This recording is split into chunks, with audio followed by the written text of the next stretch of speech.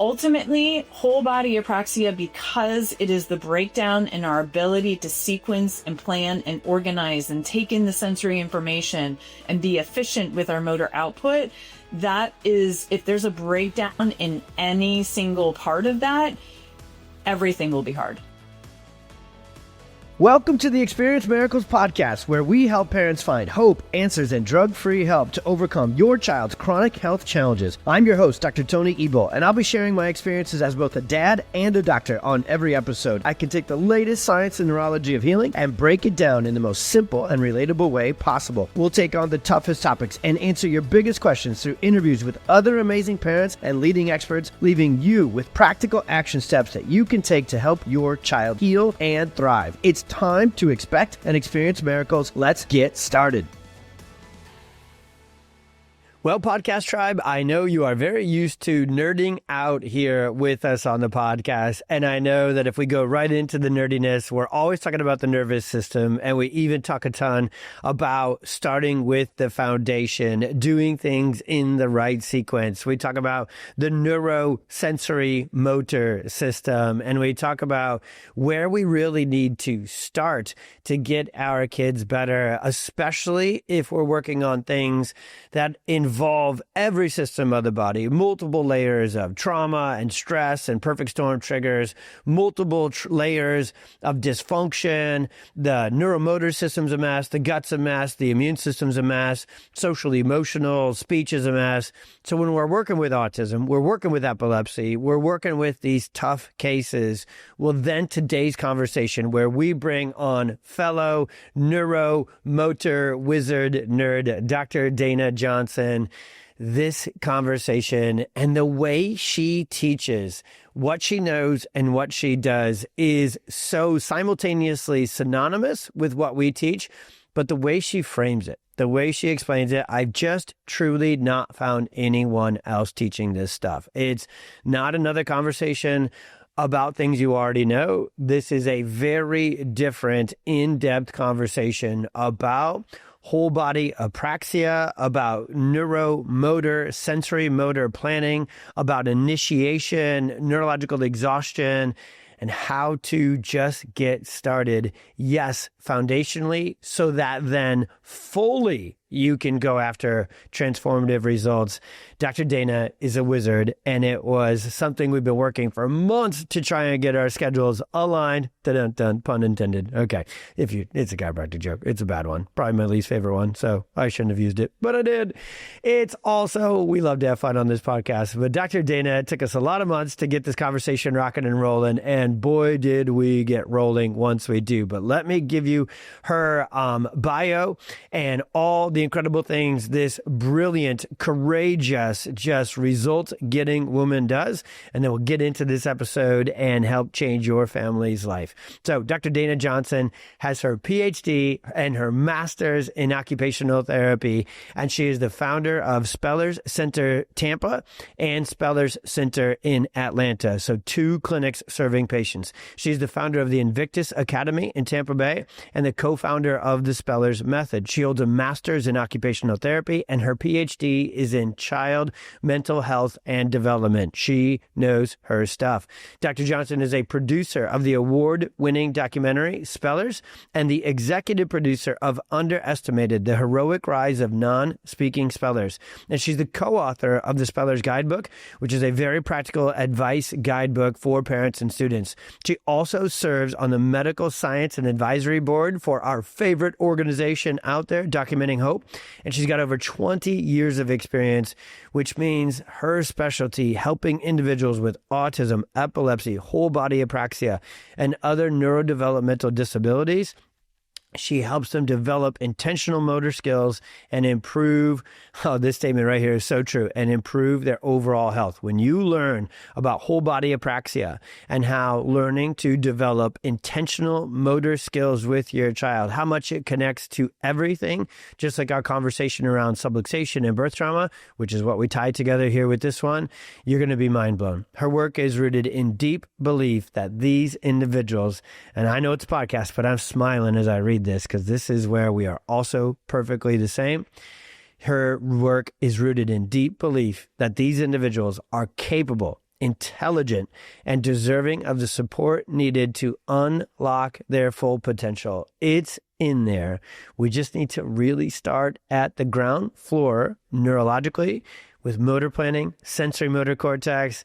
Let's get ready to nerd out with Dr. Dana.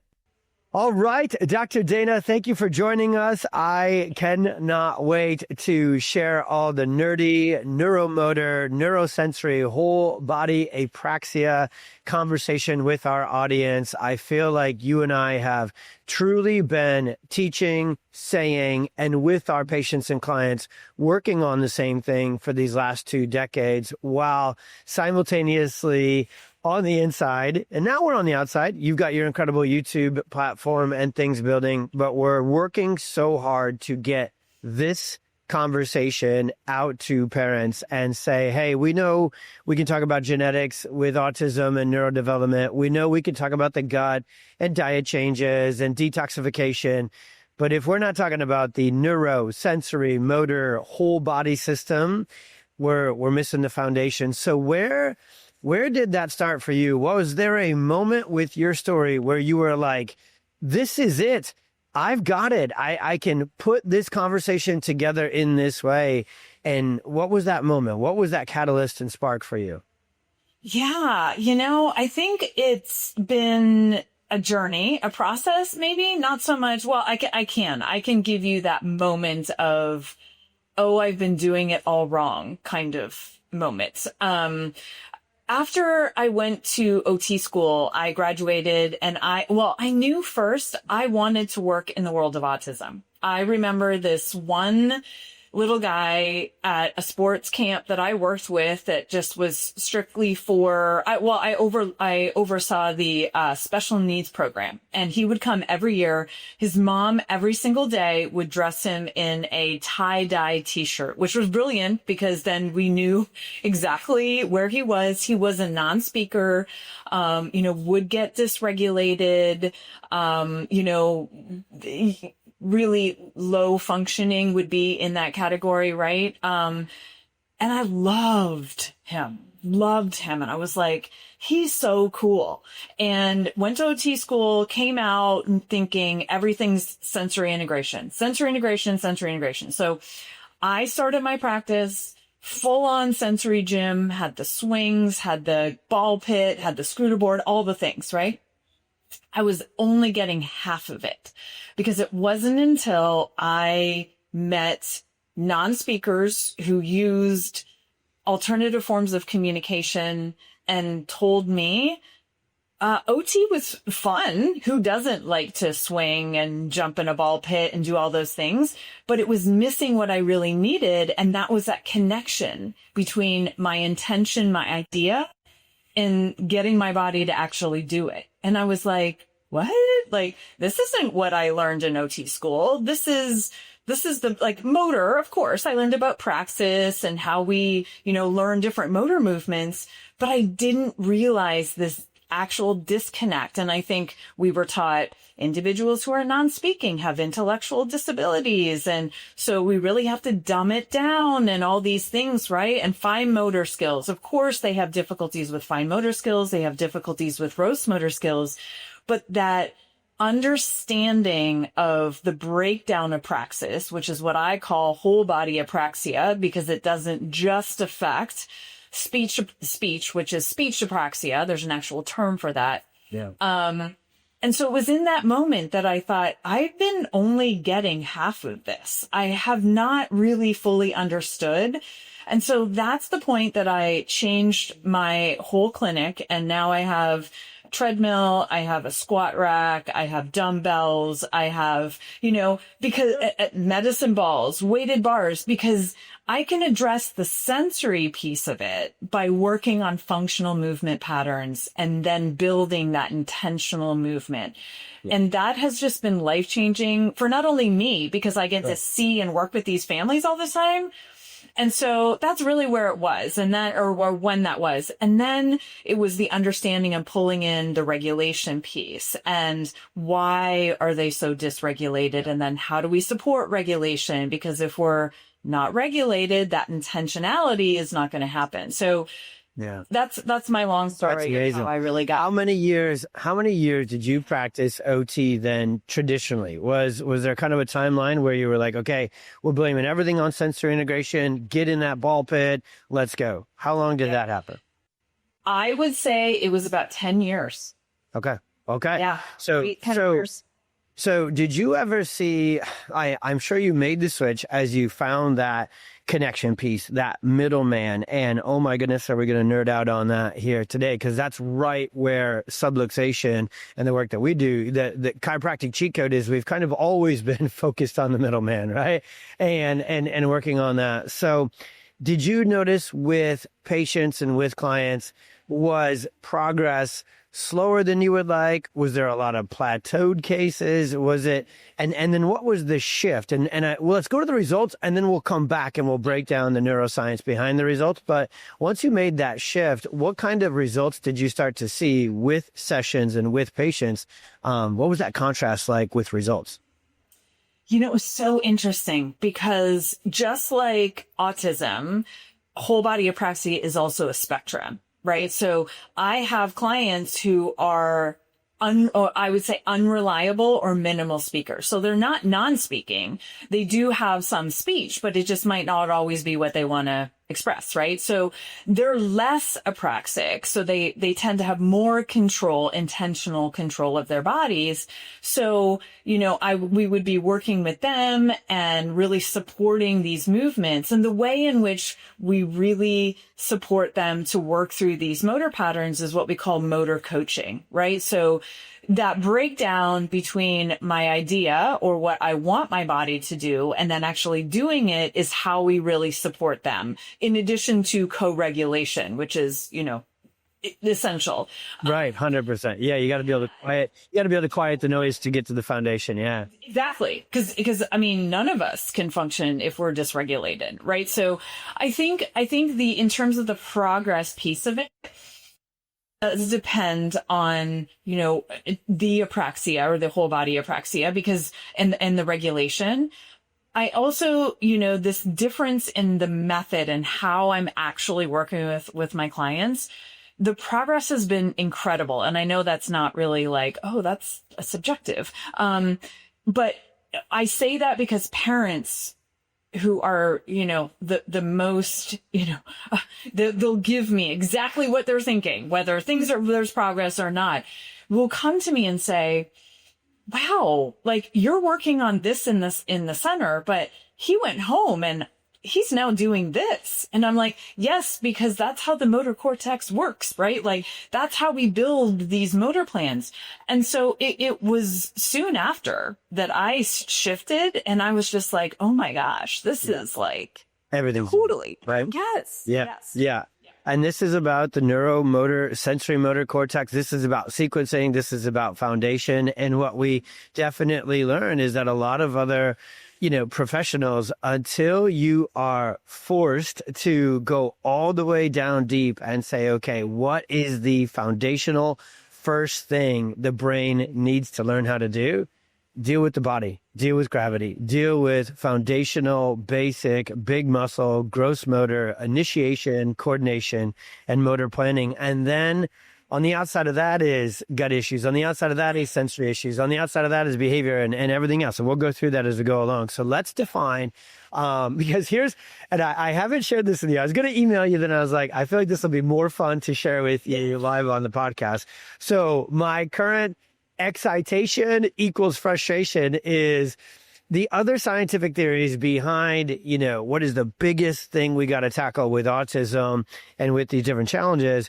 They have these nice, well-established, buttoned up, even shorter, simpler words. So the conventional medical system says genetic, just predeterminism and everything else. And so, no, we know there's so much more than that. And all of our professions and parents that we serve have always been looking past that. But right now, I think you probably find the biggest challenge to communicate to parents and other providers is everybody wants to talk about the gut brain connection instead of the motor brain. I mean, even the gut needs to follow these same motor planning pathways to be able to do it. So I found when I started my career, the first 10 years, I had to move people off of the genetic bus to the neurosensory motor bus. Now I feel like I've got to get people not off the gut microbiome, diet and nutrition, and getting rid of toxins are essential.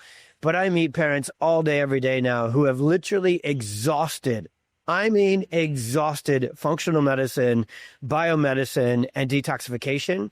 You take one look, and I literally mean one look at that kid's motor planning, and you can see it sticking out like a sore thumb, but no one has been told to look here at whole body apraxia, subluxation, sensory motor incoordination. So let's define big picture, 30,000 foot view. What is whole body apraxia and how does it tie into neurodevelopment? Yes. So the way that I define whole body apraxia is really not being able to put the thought into action. Yeah. Literally, they have a thought, or it could be, and when I say demand, what I mean is that somebody has asked them to do something, right? So anything on demand is then not being put into action. So that's just the basic understanding of apraxia. And if you Google apraxia, that's what you're going to get. Now, the challenge that I'm seeing now is that my clients being more complex autism do not fit that traditional definition of apraxia. And I see it in a different way. And what I mean by that is if you Googled whole body apraxia, or actually apraxia, it's going to more than likely come up with apraxia of speech. Right. It's going to go right. It's going to go right to stay in speech. Yeah. That's it. Because that is a formal diagnosis given by speech therapists. And most of my clients do not get that. So then it's like, okay, now what? And then, parents ask me, well, can you give my child a diagnosis of apraxia? And I'm like, well, right now, as it stands, that's actually a symptom. That's not a medical diagnosis, right?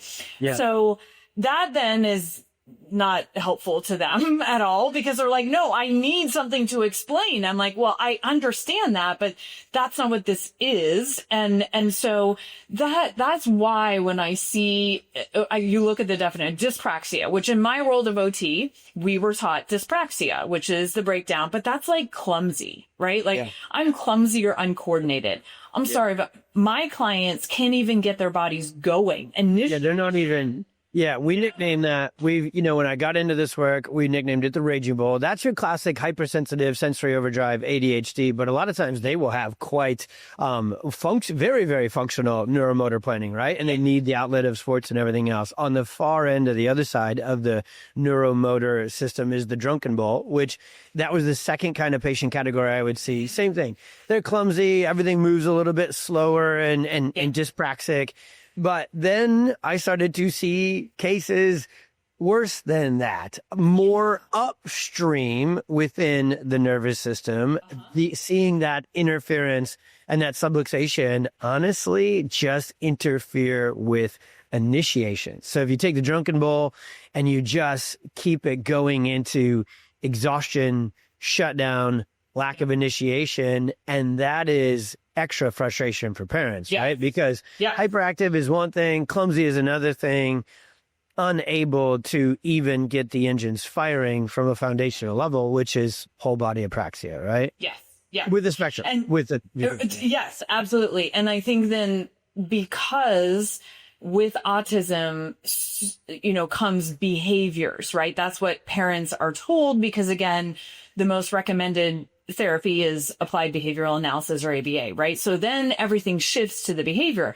Well, if you look at an individual who can't initiate, what does that look like? They don't want to, they don't understand, or they didn't hear you, right? So we immediately flip from, okay, well, maybe they, they immediately go to the negative, I guess is what I'm trying to say, right? Like, okay, well, they're just not wanting to, they're just being difficult. Like, I get that. Or lazy, right? And I'm like, or here's the other option. And both things can be true at the same time. I don't say to a parent, it's never this. I mean, goodness, a 13-year-old, he's going to be a 13-year-old too, right? So I don't ever say that. We want to do our work to get the chance to give the kid to be defiant. Get the kid a chance to be lazy. What we know is from a neuromotor initiation, perception, coordination, integration, expression standpoint. We're going to come all the way back to those beginning words. We know they can't even do that. We know that interference sets up shop there. So we're watching what they're doing, and we're seeing it through this lens of neuromotor function, right? So let me give out, I'll nerd out for 30 to 60 seconds with some foundational ways that we teach it through the pediatric neurofocused chiropractic lens. And it's our words with your words. They're the same words, and I just said differently, and I can't wait to bring them together. So I think it's the third or fourth slide in the Perfect Storm slide deck, right? The presentation that I give to both parents and providers. And we start with really breaking apart, actually you start with saying, okay, the nervous system's the boss. What does it control? Every other system. Then we're going to get a little more granular into neuromotor development and neurodevelopment. And there's this quote by Dr. Bruce Lipton, who's a cellular epigenetic biologist. And it says, the function of the nervous system is to perceive the environment and coordinate the behavior of all other cells. Well, if we take that one backwards, parents, especially once they've kind of gone into the ABA world, right? They're like, oh, let me tell you about all the behaviors that we don't want, right? They're looking at the back end of the sentence. Totally get that. That's where parents, we feel you, we're empathetic as can be. We're looking at the other components of that quote and sentence, the perception, the coordination, the function.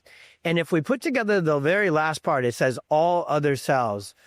The motor system is the most neurologically brain-based, connected, potent, important, intricate system. And again, everybody wants to talk about the gut, and everybody wants to talk about the gut-brain connection, and they want to talk about the microbiome, and they want to talk about neuroinflammation. But when you shut down neurosensory motor function at its perception, at its initiation, so the beginning of it and the middleman of it, you can't expect anything good to come of it, no matter how much therapy you do, no matter how much diet changes you do. So even 100 years ago, 100 plus years ago, when the original chiropractic textbook was written, our word is subluxation, which means basically all this stuff put together. And that doctor, Dr. Stevenson, he continued to write in that book, calling subluxation in coordination and talking about the sensory cycle and the motor system. Yeah. And so what I started to learn through this neurologically focused chiropractic lens is I needed to look at how their body was handling gravity at a 30,000 foot view, whole body, and then break it down to, okay, let's look at upper cervical, suboccipital, head and neck. And so when you start to look at whole body apraxia, and then we turn the corner to how to take care of and improve whole body apraxia, and let's take a very severe case, okay? Let's say they're really struggling with initiation. They're really struggling how the sensory processing, driving the motor ability, and it's all just shut down and it's a mess. Where do you start? What's an assessment? What's an evaluation? What are you looking for or expecting to find first that is worst? What's that pattern? Yeah. I mean, so my work has always surrounded the family unit, right? So not just, I take in information in my intake packet, which, I mean, to all parents, I'm sorry, but all this information is very, very helpful.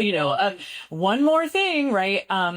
But I look at the whole family system and I gather information, whether it's previous evaluations, but I'm looking at sleep patterns. I'm looking like everything that you talked about, right? Because if I can get that much information beforehand, especially the family systems, the family dynamics, that then will help me give those next steps for parents, right? Like I I spent a lot of time because I'm not a parent of a child with autism. And because I knew that what I was missing when I was working in the hospital setting was that I couldn't spend that time with the parents. So when I started my own practice, that was a huge goal, but I needed to be able to understand as much as I could. So I ended up doing my whole dissertation on the lived experience of the parents. So that was the closest thing that I could get.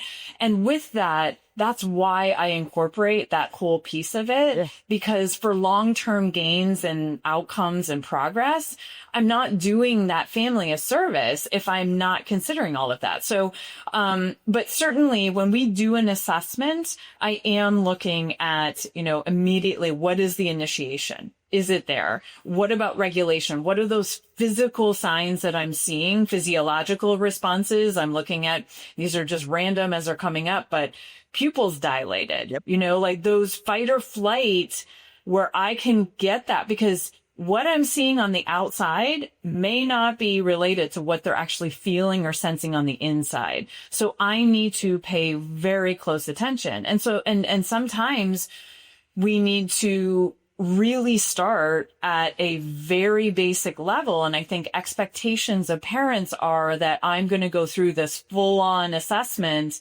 And there are times when I don't, like the individual can't even get off the floor, right? And that's part of our assessment. I'm explaining to every single parent. But it's interesting when you talked about too, Tony, the, gravity and looking at gravity. And I talk to parents about what I call low ground and high ground. Exercises and work, right? Low ground would be the amount or the least amount of contact that your body has with the ground, essentially, right? So laying on the ground is a high ground activity because your whole body is touching the ground. It's giving the individual more feedback to figure out body and space. So sitting or laying are two, things that a lot of my clients do because they need that proprioceptive.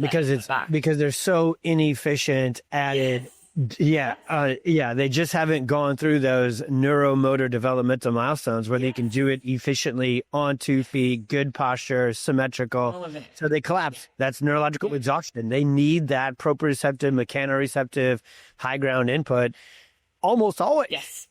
Yes.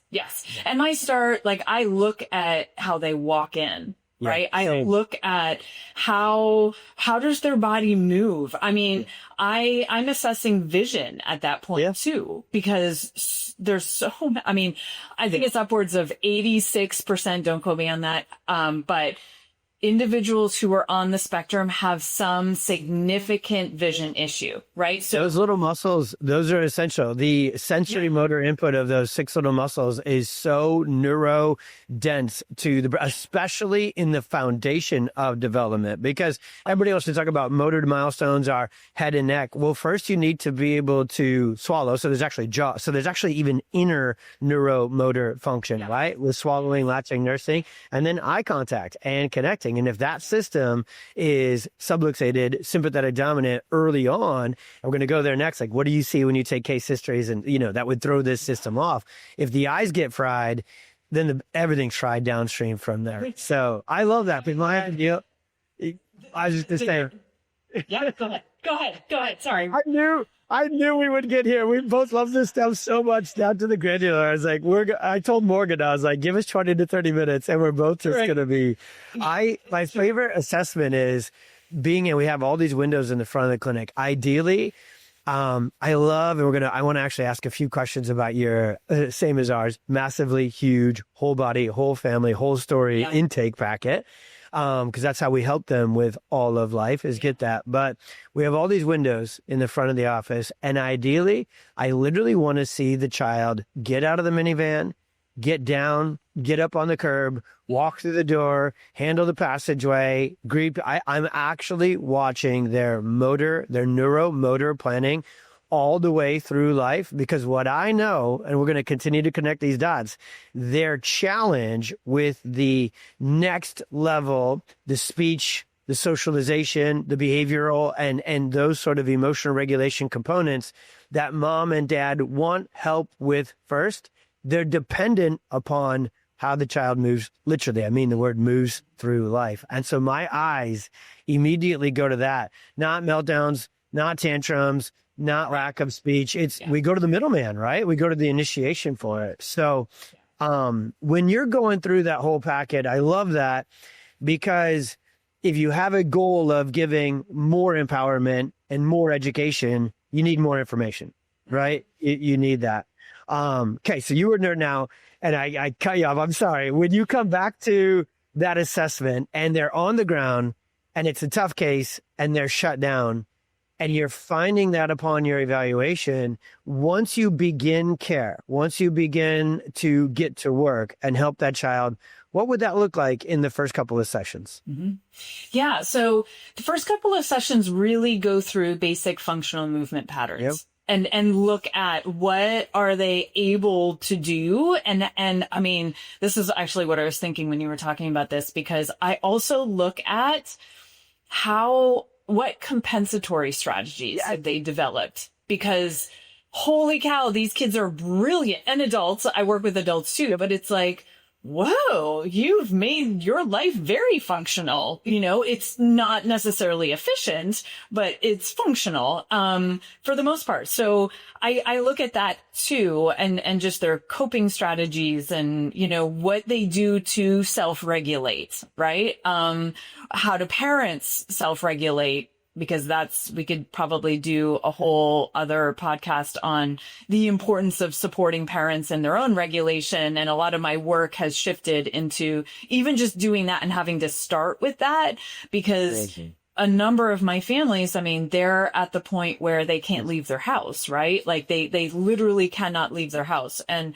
so I think for the first couple of sessions, my goal and what I have in my head is to work through those basic functional movements. I'm looking through reflex patterns, right, as well, because that obviously affects movement. Yeah. Definitely vision. I do what I call a vision screening. I work very closely with a developmental optometrist who's taught me a lot. Same. He says that I've taught him a lot too. So that's good. Yep. But I think, he looks at non-speakers much differently now, which is great, but also has helped me to really understand. So I can then send him my observation notes when they go to see him for an assessment. Yeah. So I have my goal of looking at the vision, looking at the functional movement patterns, looking at the compensatory strategies, analyzing and looking at the family dynamics, how the parents respond, how the individual responds to the parents. And I go from there, right? So when I have that, then the next few sessions, it's interesting because I will talk with the individual client and the parent essentially at the same time. Parents are always in my sessions because I want to not only demonstrate for them what I'm doing, how I'm doing it, but also get them going right away. Yeah. How do you support your child in this situation? Because it's not helpful if they're coming to see me twice a week or whatever it is, and that yet life the rest of the time, and they don't have the skills to be able to support. Because especially when we know how neurologically dysregulated, exhausted, and compensated these kiddos are, we need to really help parents be able to see those compensatory patterns, which again, force functionality for the child, right? It's the brain that is interfered with, subluxated, incoordinated, and confused. It's the brain doing the best it can with the brain-body connection that it has. Challenges, what we know is those compensations often lead to more irritations of things like behavior and mood and sleep and digestion. And so it's as important to clear the slate of these compensations. You said earlier, I love it, that oftentimes that, some of the speech, you can start to call certain things that other people would diagnose. And with our understanding, we would often call them symptoms or compensations, right? And we would know they're downstream. And that's where, when parents start to pick that up, they're really starting to get to where healing happens. And so what I want to do is, with both of us loving this stuff so much, I want to slow down to speed up the listener's understanding about motor planning, using the words basic, foundational motor planning. Because again, I'm going to come back to our same theory this whole time. When your child struggles with daily meltdowns, tantrums, eloping, PDA, nonverbal, or even just difficult speech and communication, and they just struggle to regulate pretty much anything. Mm-hmm. If we were to just have you fill out a 1-page paperwork, that's what parents would write. Get rid of all this yesterday, right? Yes. And what we're really asking about and then observing is we're going back to this. They did teach us in school. They just didn't teach it to us in a clinical utility way, right? Mm-hmm. How essential basic motor, and I'm going to call it development, and then let's break down motor planning and development. How it goes from demand and initiation to integration, coordination, processing, and to expression. And so why is basic foundational motor planning so important to everything within autism? And I've watched a ton of your videos. I love how you take each one individually. We won't do each one here, but you really can take meltdowns connected to motor planning, right? Mm-hmm. You could take sensory picky eating connected to motor planning at a basic gross motor foundational. So why is that so important and so foundational to brain development? And then I'll ask a 2-part question and let you nerd out. Are you finding certain things in your case history, commonalities, denominators that cause the injury or the interference to the sensory basic gross motor function, during fetal development at birth? Are you finding? So why is it so important? And what do you think is throwing it off track so much, so early, so severely? Yeah, I think, because it is somewhat of a sequence, for lack of a better term, in terms of the motor planning, right? So if reflexes continue, they're retained, they're not integrated because, and I can go back to the vision, because vision is the very first volitional or intentional movement that we have. And so if that's off for some reason, then everything is like a domino effect, right? It's going to end up being where, we have to develop these compensatory strategies, or somebody does it for us. So then we're delayed and we start to see this whole cascade of now strength and tone and all of these things all start to play a role. And so because when we're talking about praxis and motor planning being, I have an idea, I got to develop that plan, sequence, organize. Then there's that initiation piece and executing the movement. We adjust if something gets messed up. And then, we stop the movement, we keep going. So that's the sequence of praxis and how we develop and plan and learn, like motor learning. And we just keep doing that over and over again until it's now automatic. And thankfully, our brain is so great that everything can be automatic. Otherwise, none of us would get anything done. We'd have to constantly think through everything we do. So now that it's automatic, that's all well and good. And, you don't unlearn how to ride a motor or a bicycle because you've established that into your automatic patterns. So I think that, with that whole sequence of motor planning, that's really what I'm talking to parents about as far as that's the process. Now, this is why, and it could be a variety of different things, that it's not working efficiently for your child, right? It could be vision. I mean, it's never just one thing. Let's go there. Never just one thing. Right? Let's dig right in there. So we know that the visual oculomotor cortex initiates, then it's cervical, brainstem, head and neck control, then it's torso. We know the secret. The listeners of the Experience Miracles podcast, my friend, are the nerdiest listeners you'll ever teach this stuff to. Okay. They know the word sequence very, very well. They know about this foundation of neurosensory motor before everything else. And I couldn't wait to break it down even more. Do you see or have any theories as to why vision and basic motor planning is thrown off so early and so severely? Do you see anything in your case histories that stick out to you? I think there's a couple things. And what I see, trauma is one, and exposure to toxins is another thing that I would say. What do you mean by trauma? What are the most? So birth trauma, Yep. Even maternal trauma, and that can be obviously a variety, but stress in the mother, excessive stress, chronic stress. Yeah. I have seen that in terms of, talking with families, and then, exposure to toxins, whether, a mother was exposed, the baby was, directly exposed. And that literally, because of that developing brain, which is so sensitive, it just takes it and goes. And that is, you and I have the same neuroscientific understanding and just can't wait to get it to the world, because we can look at it.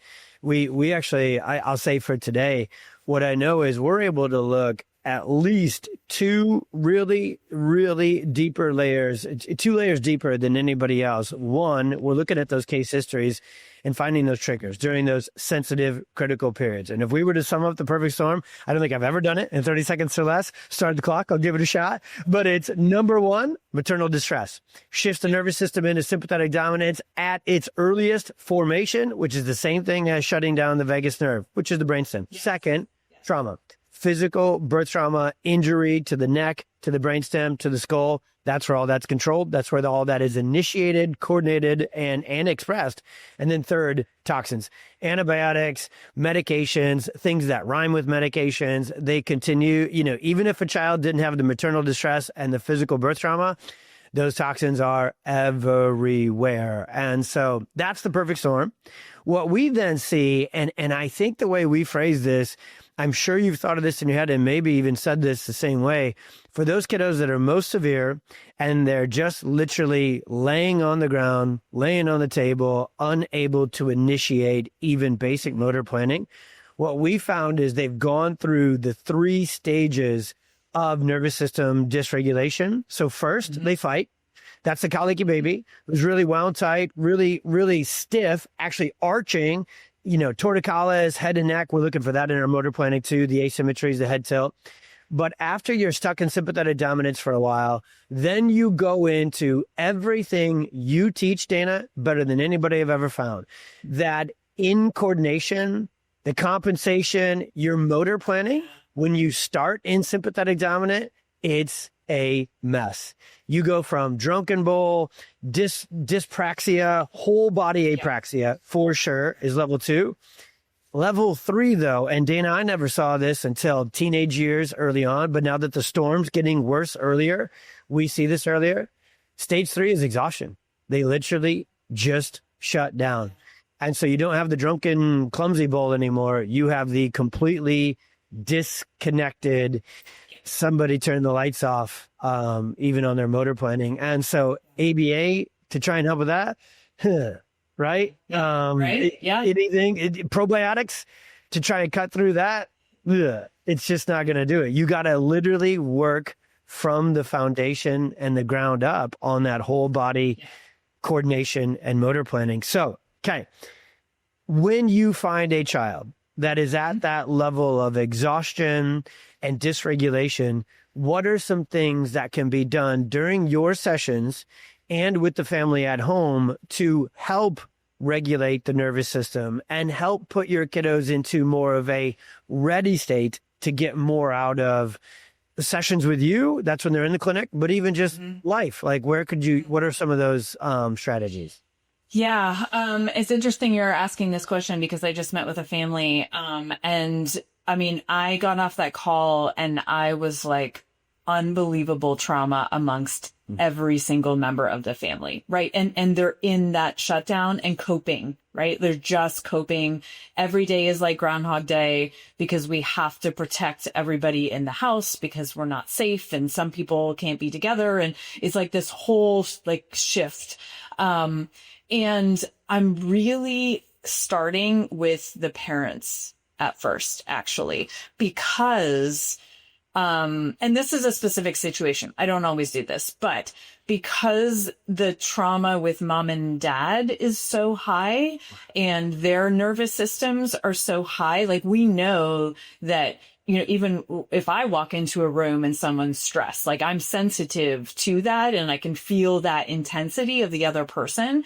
And, we know our kids and, anyone that I work with absolutely walks into a room can totally sense that. So that's, in this specific case, it just popped into my brain that this is almost like special, but it's important to also know that dynamic is very important to address and to deal with and help parents and support them. But I think with the individuals that I work with directly and they're coming into the clinic, we start first just with regulation, co-regulation, to be able to get them into a place. Like they look, a lot of them, like they're regulated, but to your point, they're shutting down. Like we're gone past that now. We are shut down.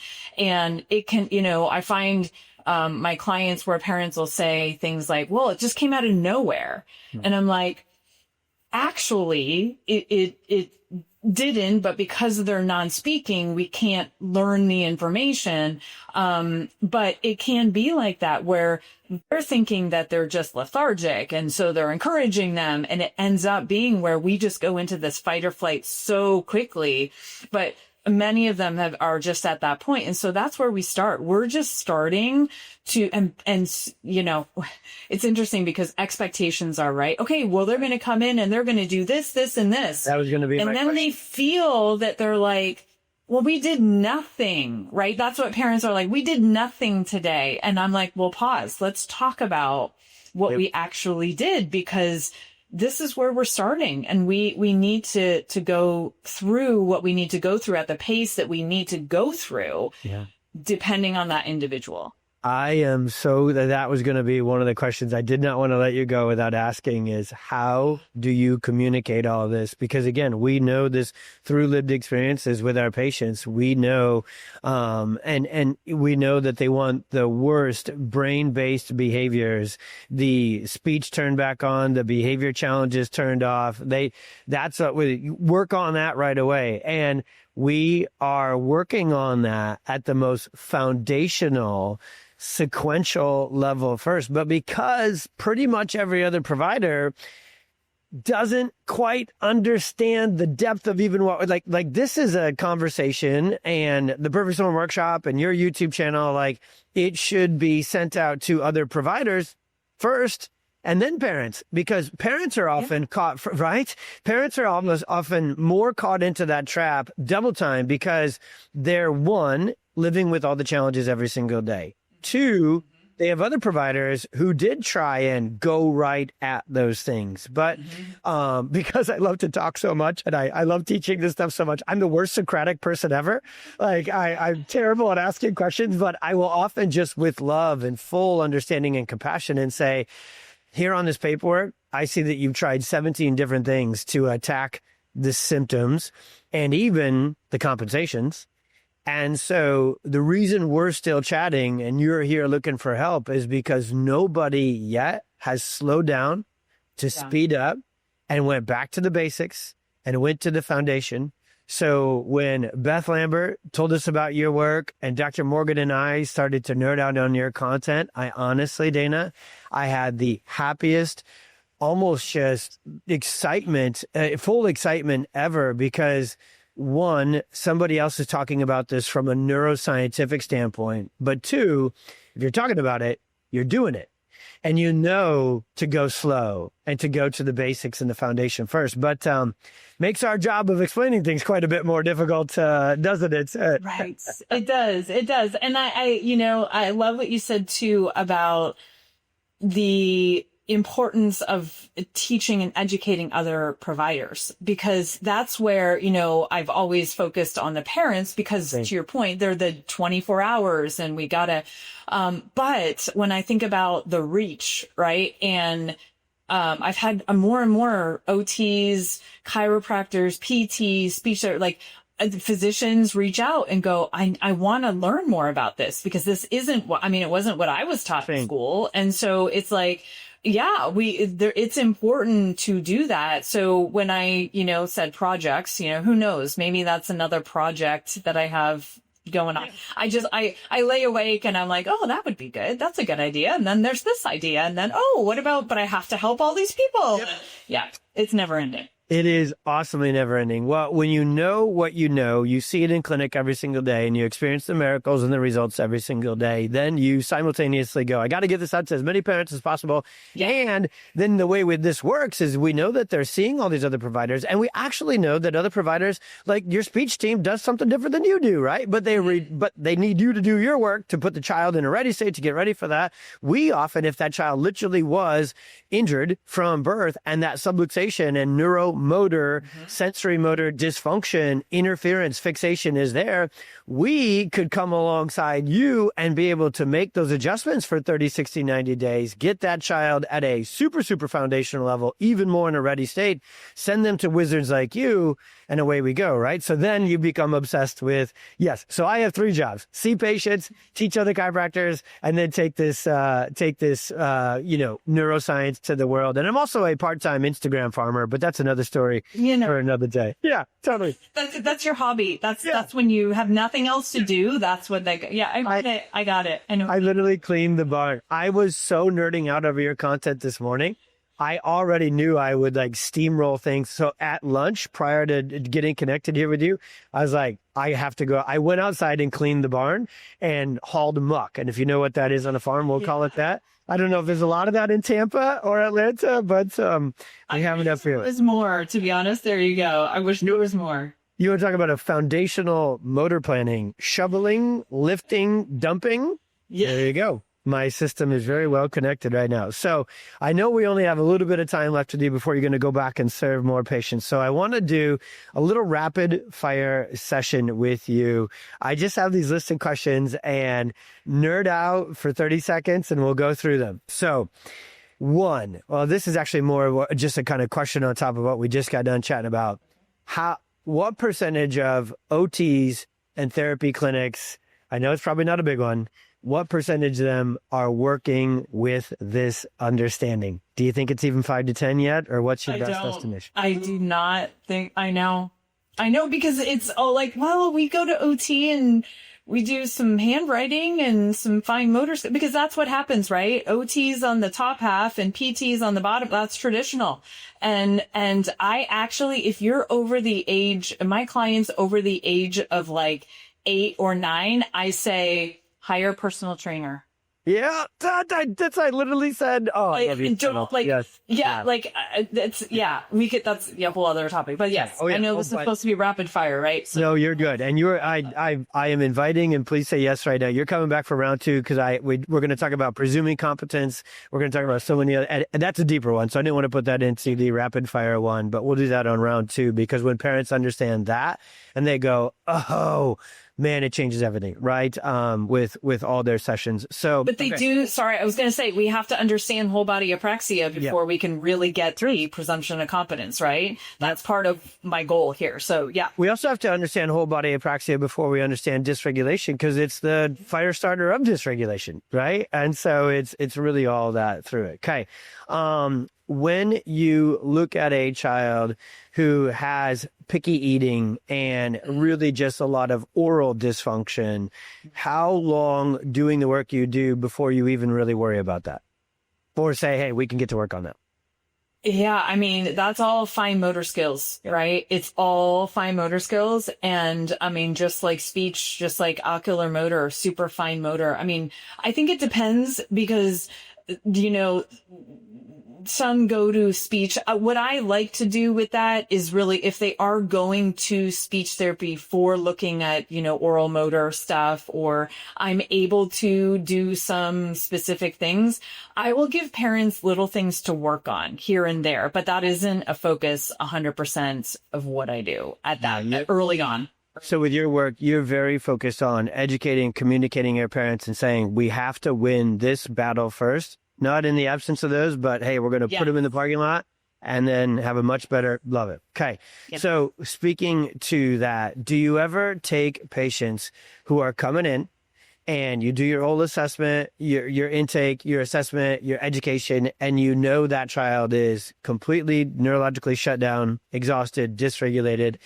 Do you ever step into that space where you'll say to parents, hey, what if we take a 90-day break with these other interventions? Is that something you do at this stage where you're clearing room for this foundational motor planning, whole body apraxia work?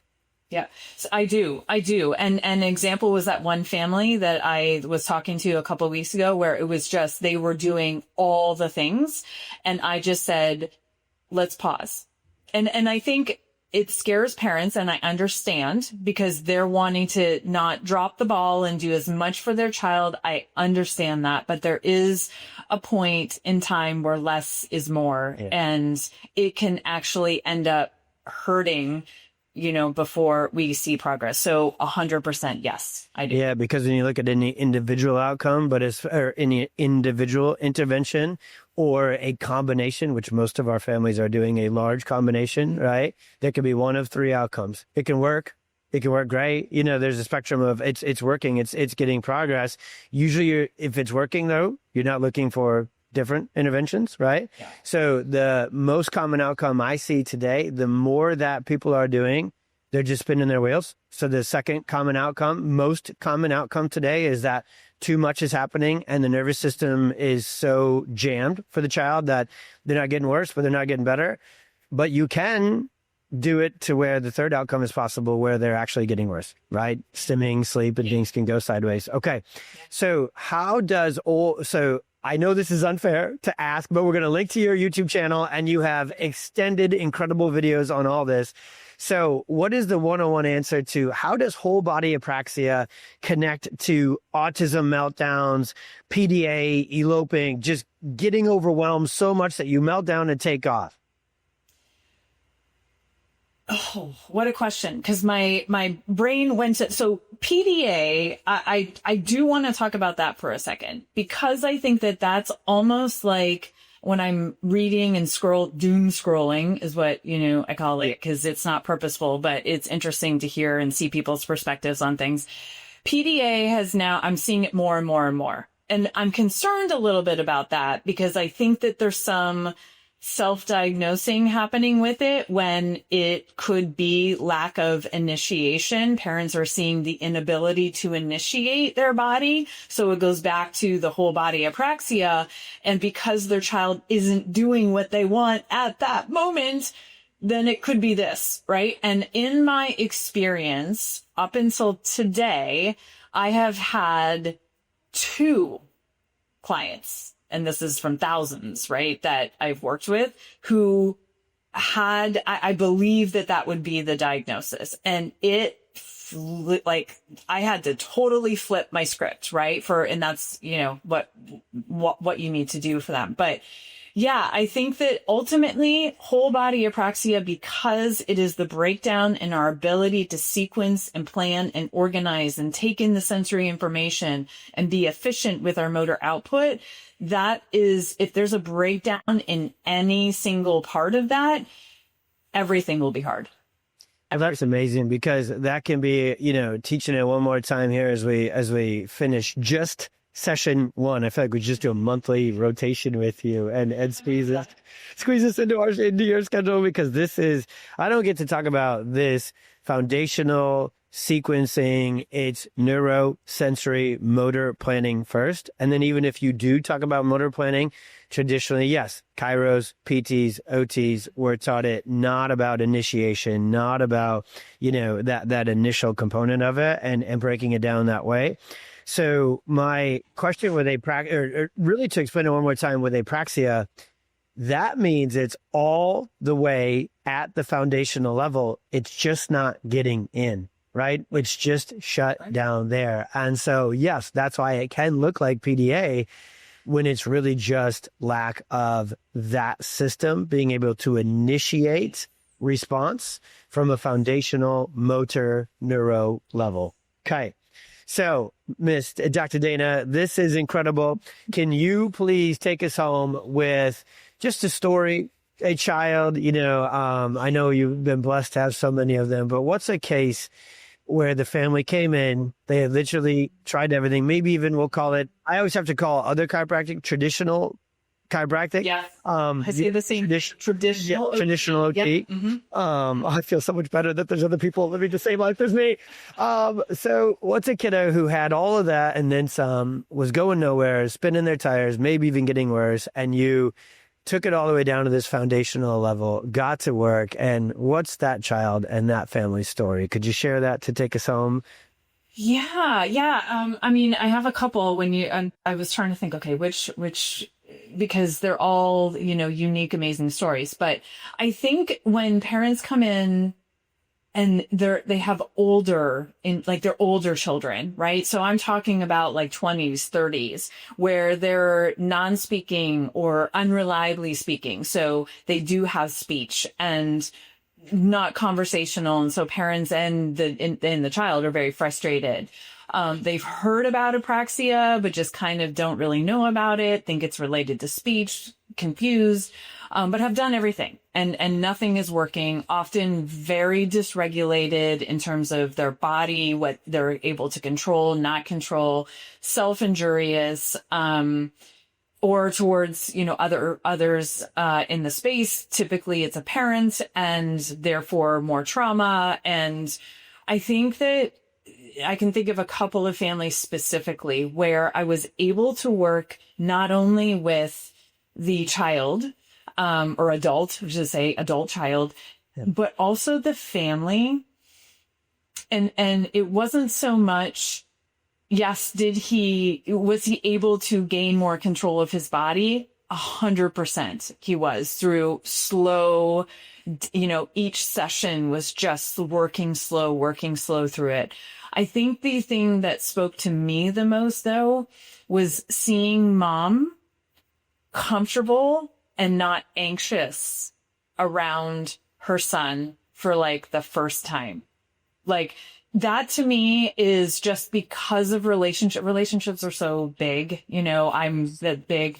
And so when I can see that, that's when I'm typically like this throughout my day and, but that chokes me up because that's beautiful and something that I can support, so yeah. That's a miracle. That's truly transformative in ways that the old dictionary doesn't. ChatGPT, Claude, and Perplexity don't quite have words to describe that, right? Yeah, it does. And that's what's so fun with all the projects and the work we do. The coolest part is to be able to work directly with these kids, adults, and families. And every now and again, even nerds like us get to slow down and take that in, right? And you're like, yep. Wow. And then your brain goes, I can explain that from a whole body apraxia. Yeah. Exactly. You want to hear it? Do you want to hear it? Because I want to explain it. Yeah. Let me get my whiteboard and my iPad out, and away we go. Because we need arrows, right, to draw the sequence and to draw everything else. Oh yes. Speaking of, that's actually my final question. You have transformative content, and you are speaking about something that no one else in your profession, any profession, this autism, let's help these kids and families world is talking about. So I mean this. I could not be a bigger advocate, and I really want our audience to go learn from you. And so our parents, autism parents, are warriors. They're brilliant. They know what content they need. And I love that your content is very clearly defined to different challenges. But if someone wants to go just get started with your platform, what is your favorite? We're going to put all the links, YouTube, Instagram, and everything to it. But what would you say somebody starting out, this episode here, they can't wait. They're going to go right from here to learn everything they can about whole body apraxia, spellers, and how you do this work differently. Where would you start them on your content platform? So I would go to the one video that's entitled, Why Are We Not Talking About This? And it has the most views right now. And the reason why I think it does is because it explains whole body apraxia. And I've seen it shared the most, because I that's my goal with the platform, is to break things down into little bites and, be able to explain it in a way that parents can understand. But like you said, my parents are amazing, brilliant as well, but that more importantly, they can send it to somebody else, whether it's another professional or another parent who may not have heard. And so therefore they need it broken down. That would be that number one place that I would send them. And then, I release videos on a weekly basis. So, subscribing and sharing and do all, and then comment and give me, I'm never I want people's questions.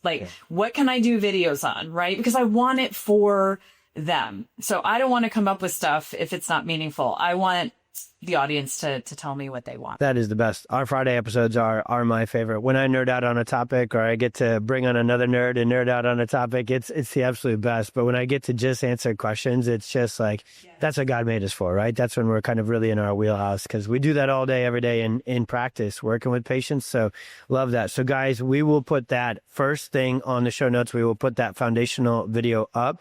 And I know we have done multiple summits and different things, but I really want to put together a whole webinar series about this in this neuromotor standpoint. Yeah. I'll close this with my initial joke. It's those other lucky suckers, they have these really simple G words, right? Genetics or gut. And we're over here whole body apraxia, supplication, and wait, it doesn't really roll off the tongue, Dana, yeah. Speaking of speech. And so that's a bad joke, but it's a real joke that you and I are up against. We need to just come up with a term, and then it's it's that.